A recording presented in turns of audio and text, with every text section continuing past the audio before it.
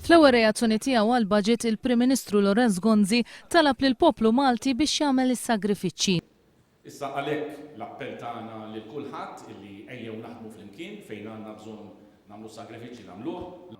Iżda mistoqsi jekk f'dan il-mewġ jikkunsidrax li jirtira d-deċiżjoni tiegħu li jżid il-pagi tiegħu u tal-kabinett tiegħu b'500 € fil-ġimgħa, il-Prim Ministru Lorenz Gonzi iġġustifika din id-deċiżjoni. Nfakkar li din deċiżjoni li ttieħdet 3 snin ilu, f'ċirkostanzi 3 snin u nofs ilu, f'ċirkostanzi meta kienu kompletament differenti u ninkwieta jiena meta l-orizzont ta' 3 snin lura dejn l-iżviluppi illi għaddejna minnu. Lorenz Gonzi kompla jiddefenda din iż-żieda minkejja li f'pajjiżi oħra Ewropej il-Ministri naqsu il-pagi tagħhom minħabba s-sitwazzjoni finanzjarja.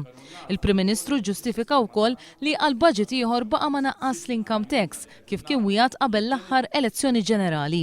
Issa l-40 miljun li kieku għandna xenarju ekonomiku tajjeb, jikber, potenzjal, u inti sa tinvesti biex tirkeb dak it-tkabbir, allura jiena perswas li dik il-miżura għandna nagħmluha. Imma x-xenarju li għandna mhux dan.